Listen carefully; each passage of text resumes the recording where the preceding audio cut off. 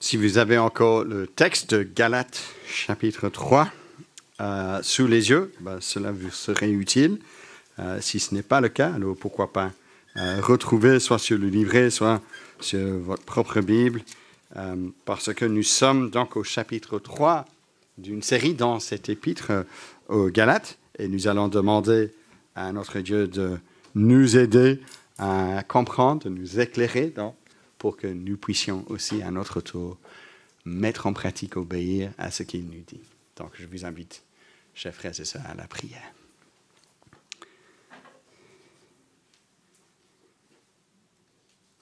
Quel privilège, notre Dieu, nous avons d'être encore en liberté pour écouter ta parole, de pouvoir méditer cette parole, et aussi de par l'œuvre de ton esprit, de mettre en pratique cette parole dans notre vie. Nous voulons, Seigneur, que Christ n'est pas mort en vain pour chacun d'entre nous. Nous voulons donc procéder par la foi, et aide-nous à comprendre ce que cela signifie. Aide-nous à nous encourager les uns les autres, à marcher par l'Esprit. Et cela, Seigneur, pour ta seule gloire, nous te prions. Amen. Est-ce que cela vous arrive parfois d'être gêné par le comportement de quelqu'un qui vous est proche? Peut-être il s'agit d'un parent, si vous êtes adolescent. Je me souviens, moi, adolescent, combien nous étions, moi et mes sœurs, gênés lorsque ma mère venait nous chercher à l'école. Elle portait des chaussettes dépareillées. Quelle honte qu'on avait.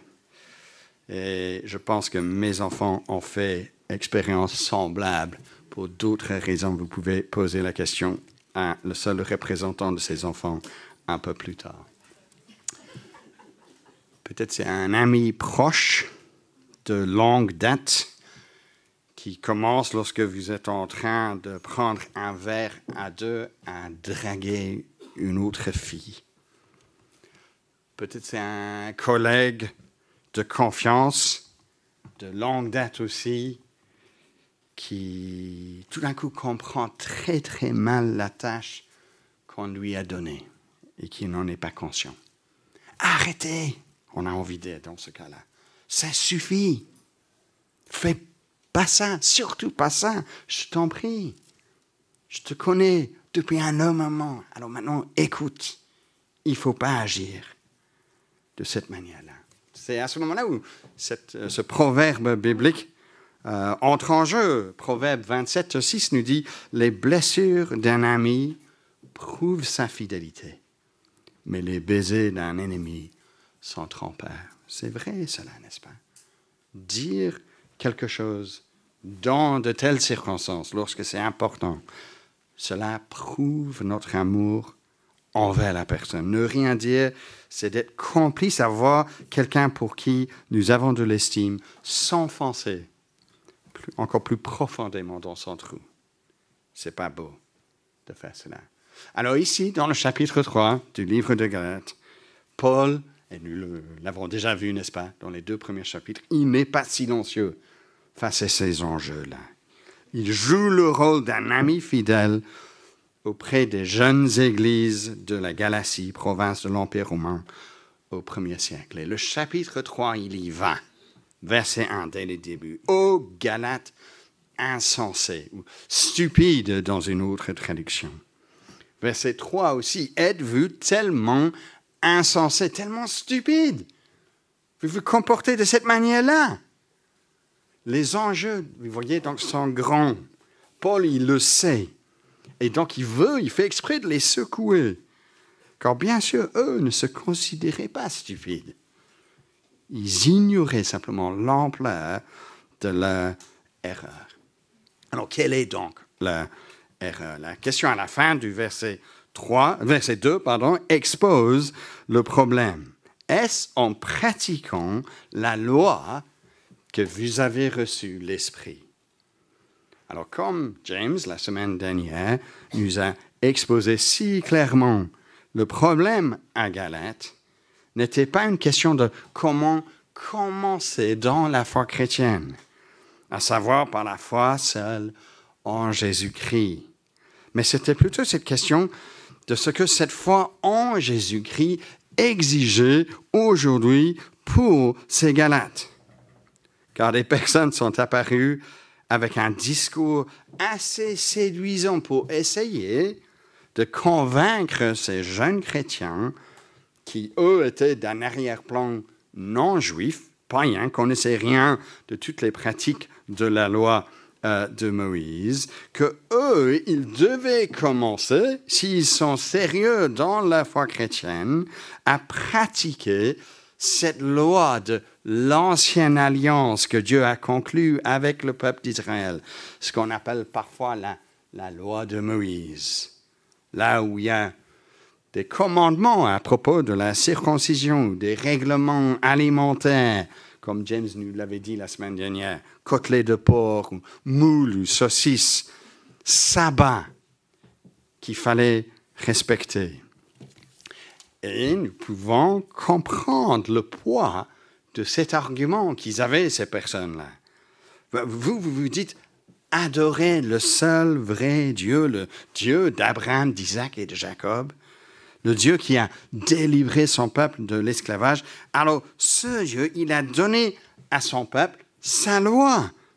Et donc, c'est normal, n'est-ce pas? Même indispensable, on dirait, que les croyants en Jésus-Christ se soumettent également à cette loi que notre Dieu nous a donnée à travers Moïse. C'est la loi de Dieu, après tout, n'est-ce pas?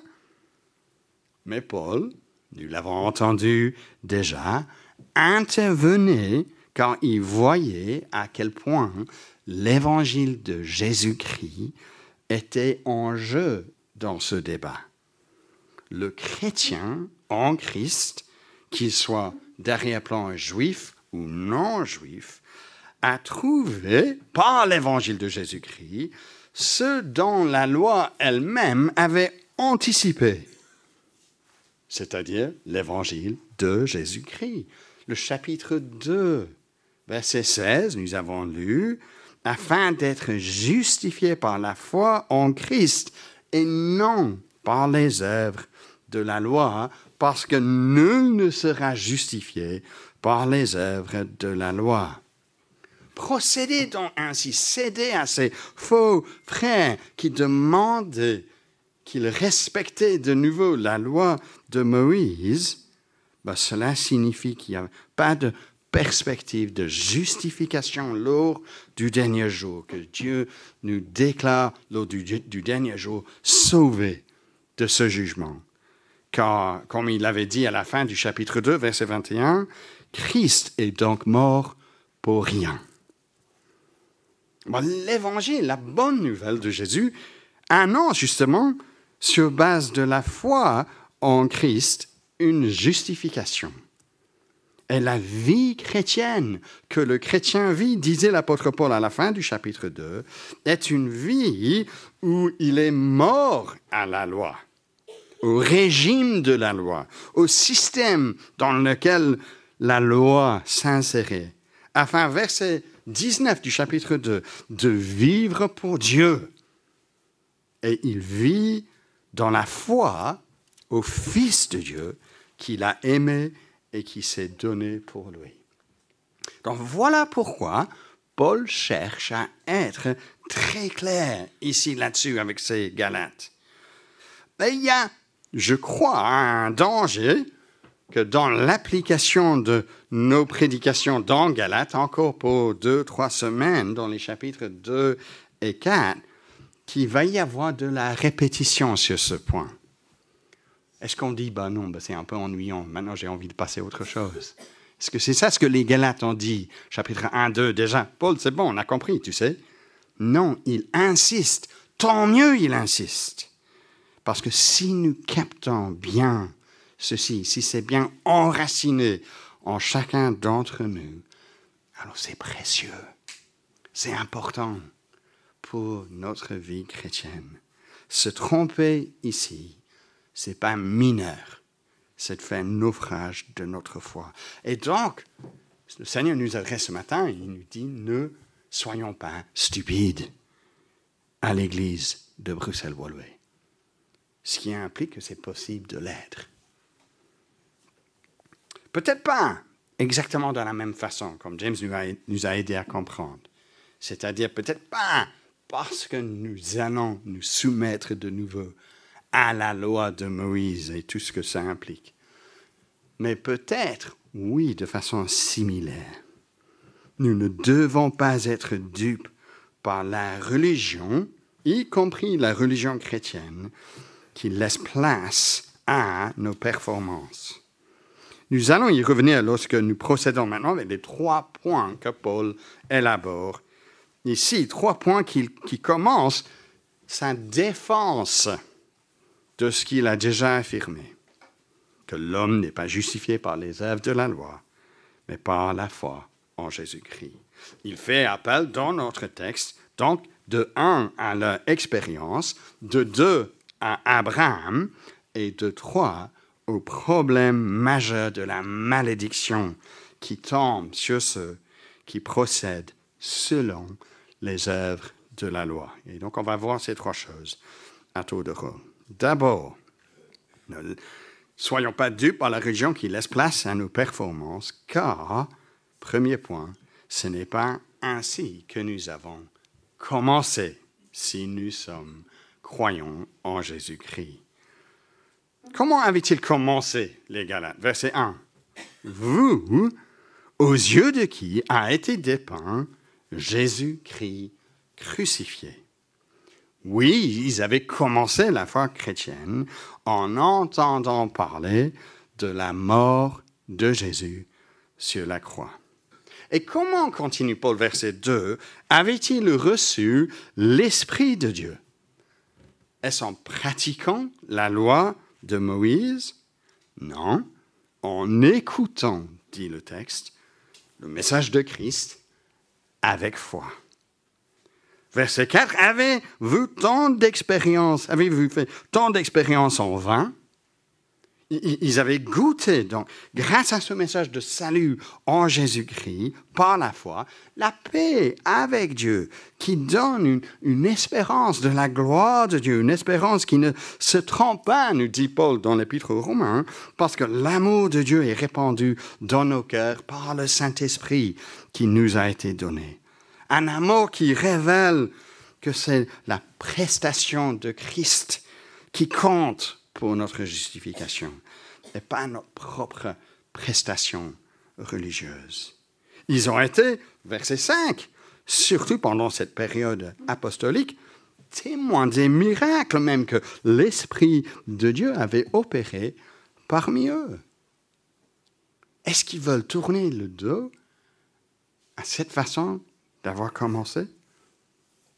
La réception de l'Esprit de Dieu, c'est ce qui fait que nous sommes chrétiens, croyons en Jésus-Christ. C'est impossible, chers frères et sœurs, d'être chrétien sans que Dieu, par son Esprit, œuvre en nous, nous régénère à la nouveauté de vie, transforme notre compréhension de la bonté de Dieu. C'est comme ça qu'on avait commencé. Verset 9 du chapitre 8 de Romains, Paul dit, « Si quelqu'un n'a pas l'Esprit de Christ, il ne lui appartient pas. » Et je pense, chers amis, nous ne devons pas sous-estimer à quel point la foi chrétienne continue à nos jours à être mal comprise autour de nous. Le présupposé de base d'une personne qui entre dans un lieu religieux comme celui-ci, parce qu'il y a un rassemblement religieux chrétien qui est en train d'avoir lieu, c'est que ce message se résume, qu'on soit pour finir musulman, juif, catholique, protestant, charismatique, pentecôtiste, évangélique, peu importe tout cela. Le message se résume, c'est si nous nous mettons à servir et à obéir le Dieu que nous adorons, et donc à faire du bien autour de nous, tout ira bien pour nous devant cette divinité. C'est là le présupposé majeur des autres par rapport à nous. Et nous, dans cette Église, je l'espère, nous avons envie de crier « Non, non, non, c'est pas comme ça que ça fonctionne. » L'Évangile, la bonne nouvelle de Jésus crucifié, nous a libérés d'une telle façon de chercher l'approbation de Dieu. Et donc, une fois que nous avons démarré par l'Esprit, découvert pour nous-mêmes l'amour de Dieu, nous dit Paul ici, pourquoi envisagez-vous de retourner à une façon de vivre qui sera de nouveau selon la performance de l'homme? Ce serait de courir en vain, il ne faut pas faire ça. Alors, laisse-moi vous parler brièvement, j'espère ne pas faire ceci à tout moment à l'eau de mes prédications, mais de ma propre expérience en tant que jeune croyant en Jésus-Christ. Je me suis converti au milieu de mes études en droit à une université inférieure au prédicateur de la semaine dernière, vous vous souvenez? Alors, lorsque j'ai compris la grâce de Dieu envers moi en Christ, je n'avais jamais entendu parler de ça avant, qu'il est mort, pas juste de façon générale, mais qu'il est mort pour moi. Alors ça m'a transformé. J'ai voulu tout de suite, bien sûr, dès lors, vivre pour ce Dieu qui m'a aimé en Christ. Et rapidement, j'ai fait la connaissance d'autres jeunes chrétiens qui étaient en quelque sorte des modèles pour moi, à ce quoi une vie consacrée à Dieu ressemblait. C'est normal qu'on fait cela. On commence à fréquenter d'autres chrétiens, on observe comment eux, ils se comportent. Quelqu'un qui lisait la parole de Dieu régulièrement, quelqu'un qui priait de manière disciplinée, quelqu'un qui faisait preuve de patience et de bonté lorsqu'ils étaient affrontés par la difficulté, quelqu'un qui prenait au sérieux les consignes bibliques d'aimer Dieu et d'aimer notre prochain comme nous-mêmes. Et j'ai voulu faire de même, bien sûr. Mais en ce faisant, en tant que jeune chrétien, je commençais à découvrir jusqu'à quel point il y avait encore des domaines à travailler dans ma vie. Seigneur, par sa lumière, pénétrait un peu plus mon cœur. À quel point il y avait, et je ne dis pas que c'est terminé, les amis, pour que vous ne m'accusez pas de dire que c'est fini, à quel point il y avait des motivations parfois malsaines qui circulaient toujours en moi. De l'orgueil, de pensées de luxure, de l'agressivité, de paresse ou de l'apitoiement de soi. On peut élargir cette liste. J'aimais, en tant que jeune chrétienne, toujours le Christ, mais j'étais de plus en plus déçu avec moi-même. Et je commençais à ne plus vivre dans la joie de connaître Christ, mais sous la crainte de ne plus plaire à Christ. Et je me souviens toujours d'un rendez-vous que j'avais dans la cuisine d'une église en centre-ville de Londres, où il y avait un assistant pasteur à cette époque qui était aussi mono d'un camp chrétien auquel j'ai assisté. Et il m'avait invité là pour qu'on prenne un café ensemble. Et je lui disais un peu ce qui me pesait en tant que jeune chrétien. Et dans la simplicité, il me disait que je ne devais pas oublier, que je ne devais jamais oublier que notre Dieu ne m'accepte pas sur base de ma prestation chrétienne, mais sur base de celle de Jésus-Christ. Et je me souviens toujours d'être sorti de là, en centre-ville à Londres, et j'avais le cœur de nouveau libéré. Je me promenais vers le métro et je souriais physiquement en disant « Waouh, quelle joie de comprendre cela de nouveau, de réaffirmer que mon salut est sur base de la grâce de Dieu et pas sur base de ma performance devant Dieu. » Mais quel danger alors qu'il y a, d'une certaine mesure bien intentionnée, de retomber sur base de ma propre performance. Non, bien sûr, cela ne me rend pas libre de pécher avec impunité, là où Dieu, explicitement sous la nouvelle alliance, nous dit que nous ne devons pas pécher. Car nous sommes libérés quand même par le Christ pour vivre pour le Christ. Mais ce n'est pas la qualité de mon service qui sert à me donner une confiance devant le Dieu que j'aime. Je l'aime car lui, oh, quelle bonne nouvelle, il m'a aimé en premier. C'est une façon, ma façon, de retomber sur la qualité de ma propre performance. Mais ce n'est pas la seule façon. James avait déjà évoqué d'autres façons la semaine dernière. On va en parler encore dans les points à venir. Revenons à un amour authentique pour le Dieu qui nous a justifiés en Christ. Pas pour avoir donc un score dont je suis fier. Ah, je n'ai que eu 2 pensées orgueilleuses cette semaine. Ah, ça doit être pas mal quand même. Non, mais par amour pour le Christ. Transformé par la puissance de son esprit, de désirer donc à vivre pour lui dans la reconnaissance et la dépendance de lui. Encore verset 3, pour terminer ce point. Êtes-vous tellement insensé, stupide? Après avoir commencé par l'esprit, allez-vous maintenant finir par la chair, par une performance humaine quelconque? Il ne faut pas faire ça. Mais deuxièmement, soyons pas dupes par la religion qui laisse place à nos performances, car ce n'est pas ainsi qu'Abraham sert d'exemple. Ici, à partir du verset 6, Paul tourne son regard à l'Ancien Testament même, l'un des piliers de la foi de l'Ancien Testament, à savoir Abraham. Car les faux frères qui cherchaient donc à imposer la loi de Moïse sur les épaules de ces jeunes chrétiens non-juifs, tenaient, comme tout bon juif, Abraham comme étant l'un de leurs héros de la foi. Et si cet héros était plutôt d'accord avec Paul et pas avec eux. Car au lieu d'avoir bien étudié leur propre histoire, ils ont sélectionné les parties qui les convenaient. Paul commence en citant Genèse chapitre 15 que nous avons lu, le verset 6. Ainsi, Abraham crut Dieu et cela lui fut compté comme justice.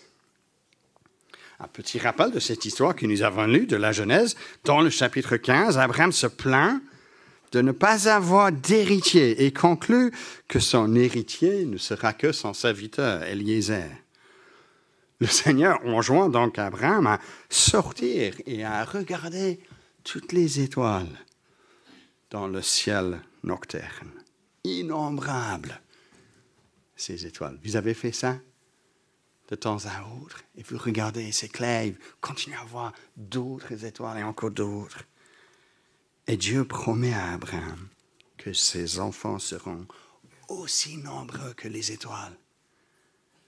Alors, comment est-ce qu'il réagissait, Abraham? Il aurait pu rejeter une telle promesse comme étant un peu crédible, étant donné ses circonstances.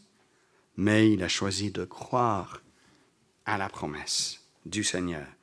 Et nous dit le texte, sa foi lui fut comptée comme justice. Il a été déclaré juste, non pas parce qu'il a obéi au Seigneur, mais parce qu'il lui a fait confiance. Oui, car ce n'est pas après un long palmarès d'obéissance qu'Abraham fut justifié. C'était même dans le récit de la Genèse, avant qu'il soit circoncis, qu'il était justifié.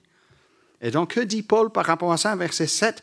Reconnaissez-le donc, ceux qui ont la foi sont fils d'Abraham. Aussi, l'Écriture prévoyant que Dieu justifierait les païens, les non-juifs, par la foi, a d'avance annoncé cette bonne nouvelle à Abraham. Toutes les nations seront bénies en toi, de sorte que tous ceux qui ont la foi sont bénis avec Abraham, le croyant. Bon, ici, Paul, il lit la bénédiction promise aux nations non juives que nous trouvons dans les récits de Genèse 12 et 18. Il lit cette bénédiction à la foi d'Abraham. Ils deviendront, donc les nations, les païens, fils d'Abraham par la même foi qu'Abraham et pas par une soumission à la loi de Moïse. Ce qui compte pour une relation juste avec le Dieu qui nous a créés, l'eau du dernier jour, pour une assurance donc au jugement final devant le Dieu d'Abraham, ce n'est pas une expression aujourd'hui encore juive, israélite, de cette foi conforme aujourd'hui à la loi de Moïse que Dieu a donnée au peuple d'Israël, avec des spécificités liées à cette alliance ancienne, la circoncision, les lois alimentaires et ainsi de suite. Non, ce qui compte, nous dit Paul, c'est la même foi d'Abraham, qui croit les promesses de bénédiction.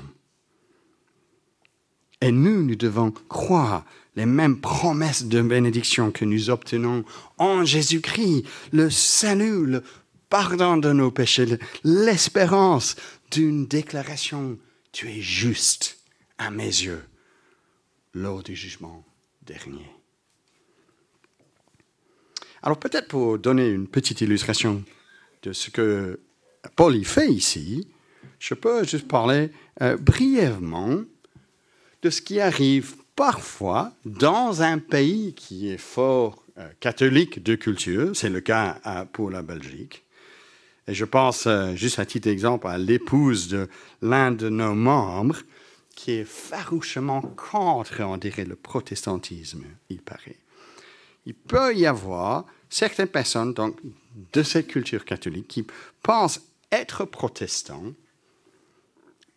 Bon, vous n'avez pas vraiment de place ici en Belgique, car cela menace un tout petit peu notre façon unie de voir la religion, une façon plutôt catholique.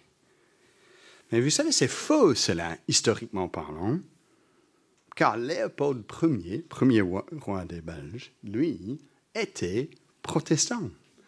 C'est parfois utile de glisser ça dans une conversation, si vous avez quelqu'un qui vous donne un peu cette impression-là. Il y a toujours eu une place, minoritaire bien entendu, pour le protestantisme en Belgique. De telles personnes, donc, et j'avais envie de dire ceci à l'épouse de ce membre en question, ne connaissent pas leur propre histoire en tant que Belge. Et c'est un peu ça ce que Paul il fait ici. L'Ancien Testament, vous voulez être rigoureux là-dessus?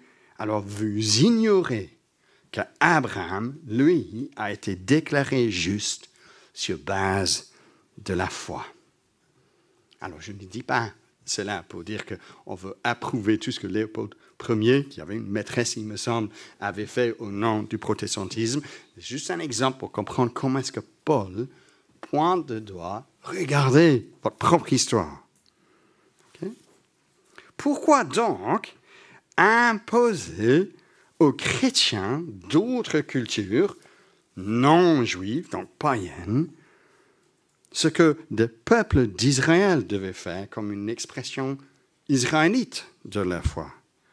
Ce n'est pas ainsi qu'Abraham lui-même a été justifié. Et ce n'est pas ainsi que nous serons justifiés non plus. Ne retombons donc pas vers une vision de la foi qui met l'accent sur la performance humaine.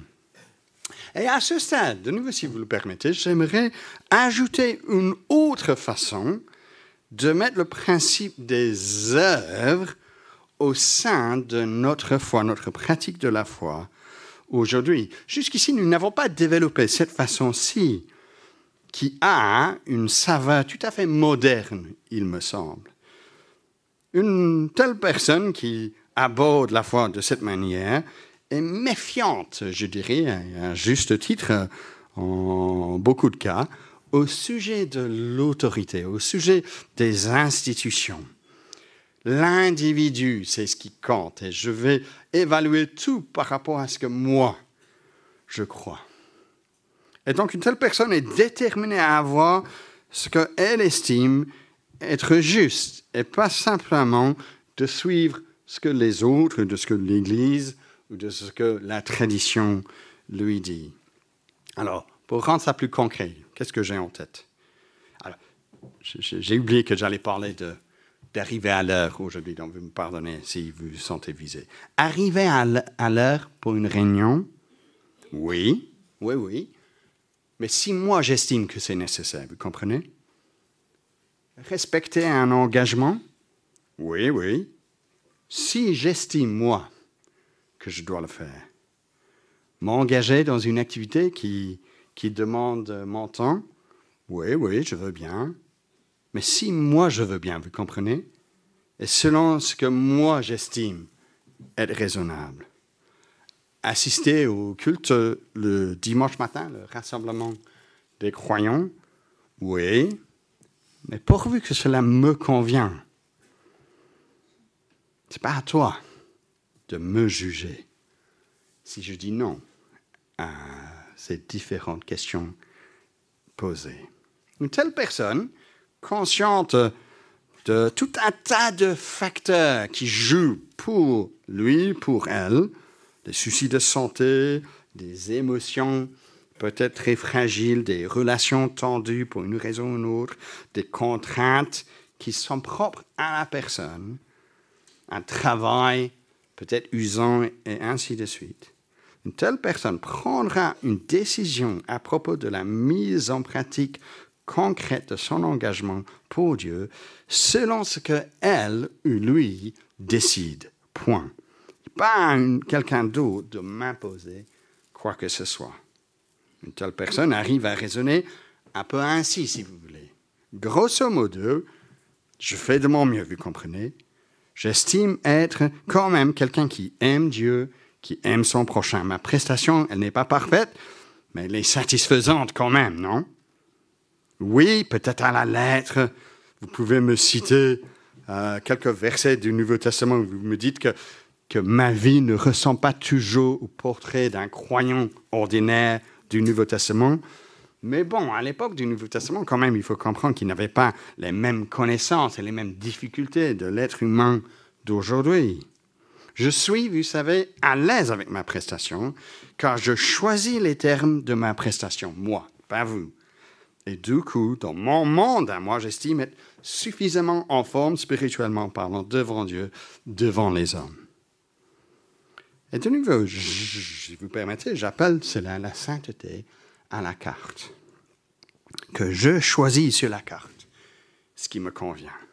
Et je justifie cela, car d'insister sur plus de ce que j'ai choisi de faire, ce serait quoi? Ce serait le légalisme. Hein? Et donc, au nom d'éviter le légalisme, je le pratique moi-même. Je crée des sous-lois qui me convainquent que je suis en bon ordre avec Dieu. Si je suis donc de temps à autre fâché, cela se justifie, car, vous savez, à 80% de mon temps, je suis sympa. Si je suis de temps à autre dans le rassemblement chrétien, ça suffit. C'est à 70%, c'est quand même raisonnable, non? Je suis de temps en temps un peu lâche avec mon téléphone. C'est compréhensible, car pour 90% du temps, je regarde ce qui est clean là-dessus. Disons alors, si je fais le calcul de tout cela, je dois avoir au moins 60%, non? Si je suis à l'école, c'est un B ou c'est un B+. C'est déjà pas mal. Ça me convient. C'est vrai? Vraiment? De retomber sur une performance médiocre, c'est encore de croire que ma performance suffit. Elle ne suffit pas. Cela mène à notre point 3, car procéder de la sorte c'est de retomber sous la malédiction de Dieu.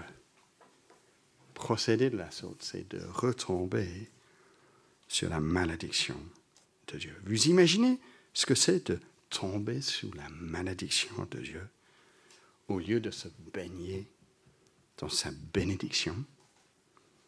Et vous cherchez à vivre pour Dieu sur base de votre performance? Procédez ainsi, vous serez maudits. Voici ce que Dieu nous dit. Verset 10. Tous ceux, en effet, qui dépendent des œuvres de la loi sont sous la malédiction. Car il est écrit, maudit soit quiconque n'observe pas tout ce qui est écrit dans le livre de la loi pour le mettre en pratique. Là, Paul cite Deutéronome, chapitre 27, le verset 26. C'est un verset qui résume une liste de déclarations, de stipulations, de vivre d'une certaine manière que demandait la loi de Moïse, qui entraînait, si on vivait de cette manière-là, le jugement de Dieu. Exemple, verset 16 du Deutéronome 27. Maudit soit celui qui méprise son père et sa mère. Et tout le peuple dira Amen. 17. Maudit soit celui qui déplace les bornes de son prochain. Et tout le peuple dira Amen. Verset 18. Maudit soit celui qui fait égarer un aveugle dans le chemin. Et tout le peuple dira Amen. Et ainsi de suite, ça continue pour encore plusieurs versets. Et ce dernier verset, maudit soit quiconque n'observe pas tout ce qui est écrit dans le livre de la loi pour le mettre en pratique, résume 7 ans, donc le principe de malédiction sur toute infraction de la loi. Et c'est ainsi que la loi fonctionnait. Bénédiction pour obéissance, malédiction pour la désobéissance. Et comme personne n'est capable d'obéir à toute la loi, la malédiction, c'est ce qui attend ceux qui vivent ainsi aujourd'hui.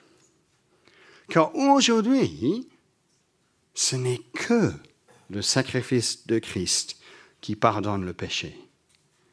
Le système de sacrifice qu'incorporait la loi de Moïse sur l'ancienne alliance n'y est plus parce que le sacrifice parfait dont anticipait cette loi est déjà venu.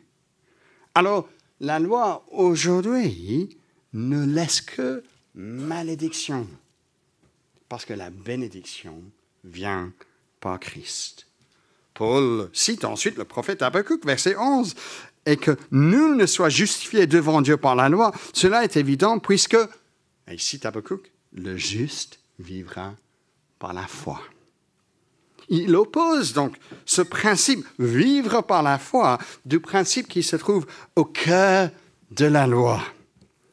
Si c'est à travers la loi qu'on essaie de trouver notre justice. Verset 12, oh, la loi ne provient pas de la foi, mais elle dit, donc Lévitique 18, verset 5, il cite ici, celui qui mettra ces choses en pratique vivra par elles.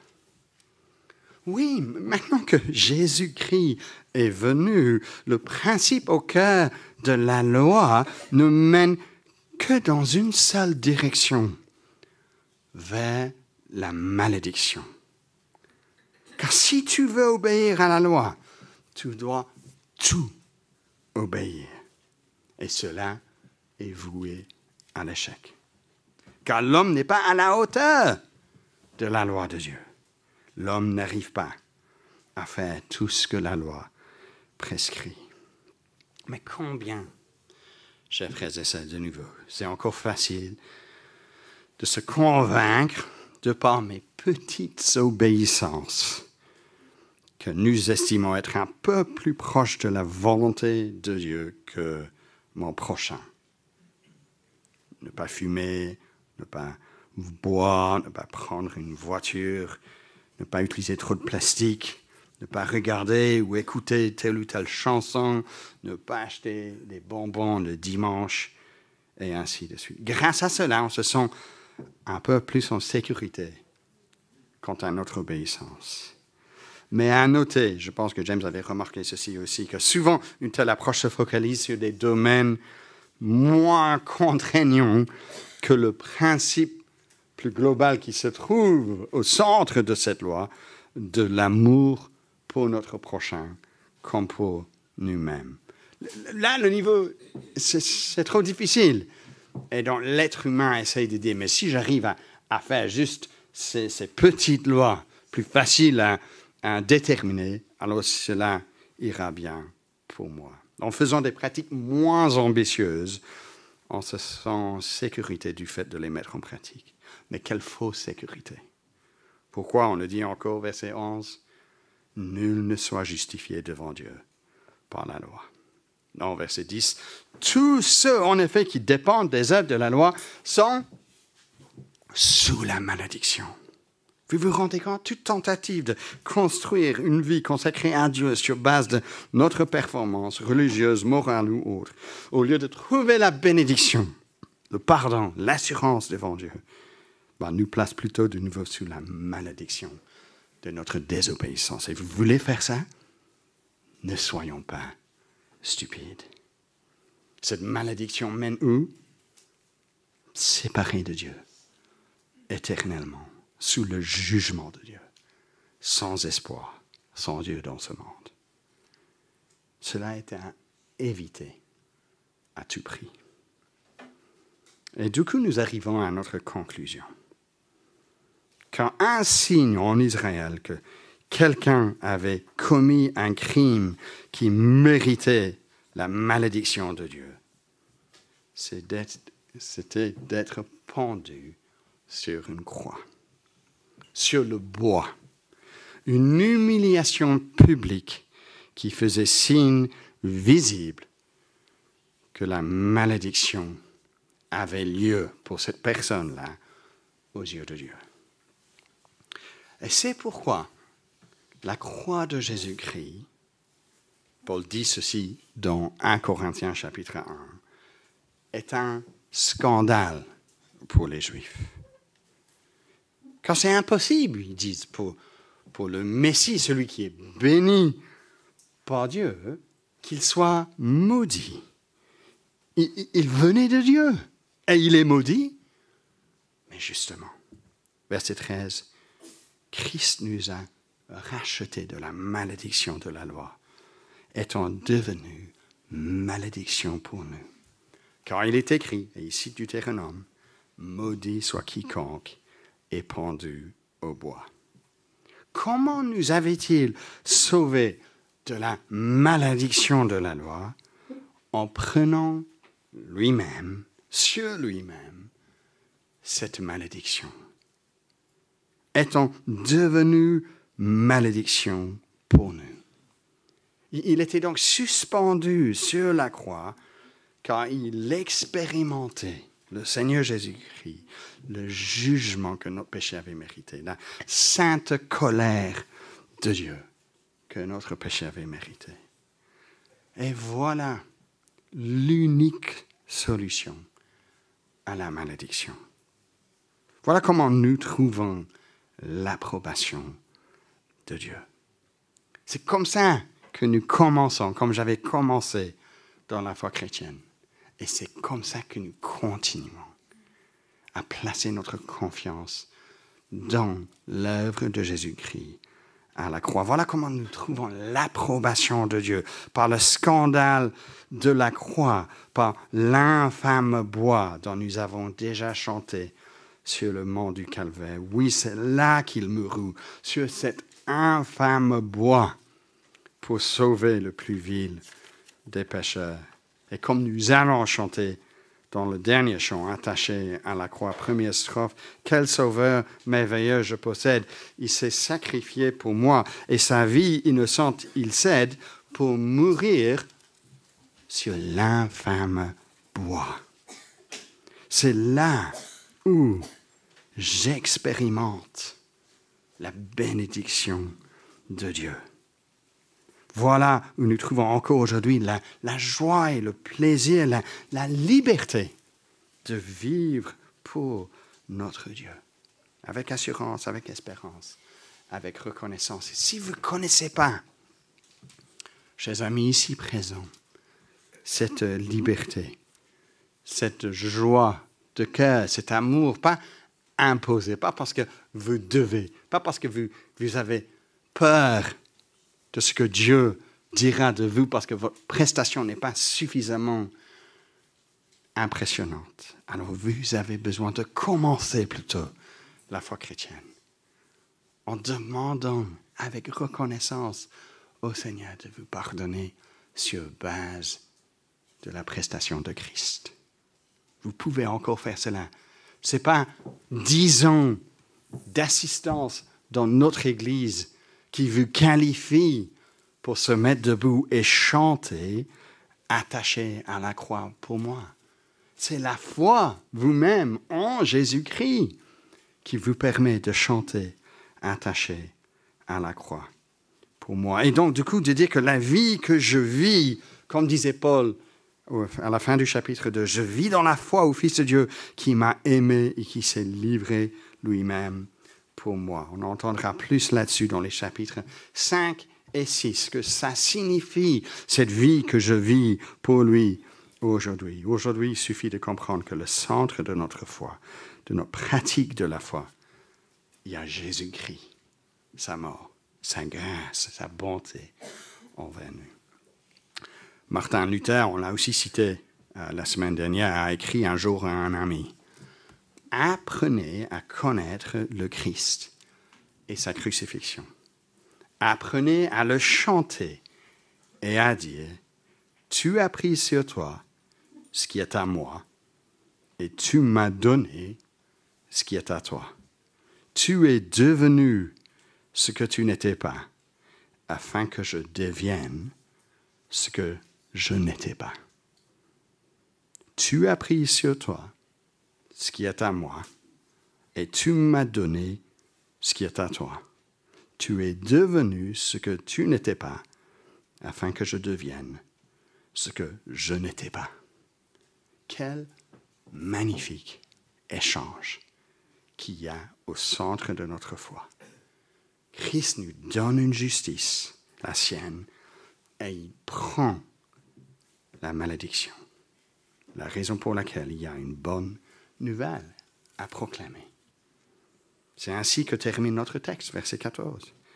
Afin que pour les païens, les non-juifs, la bénédiction d'Abraham se trouve en Jésus-Christ, et que par la foi, nous recevions la promesse de l'Esprit. La foi accepte, accueille que cet échange a eu lieu. La foi ne conteste pas. Attends, Jésus, je vais quand même essayer de ma part. OK? Non, la foi accepte que j'ai échoué, mais accepte que Jésus a réussi. Nous devons alors résister à toute tendance à vouloir minimiser l'importance de cet échange, de par notre vie individuelle, de par notre vie collective. Je vous invite à prier. Et ensuite, je pense que nous allons chanter attachés à la croix. Prions ensemble.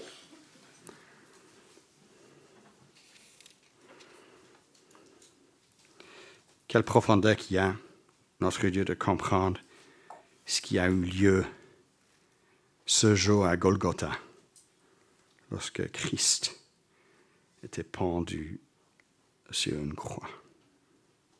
Combien nous te louons que Christ nous a rachetés de la malédiction de la loi en devenant malédiction pour nous. Merci Seigneur pour cela. Que ici présent, chacun soit capable de placer leur foi en ce Christ mort et ressuscité et de vivre pour le Christ. Non pas toujours dépendant de notre propre performance, mais en étant satisfait, en étant reconnaissant pour la performance de Jésus-Christ. Quelle joie que nous avons donc de chanter ensemble, attachés à la croix pour moi. Que tu sois loué au nom de Jésus, nous te prions. Amen.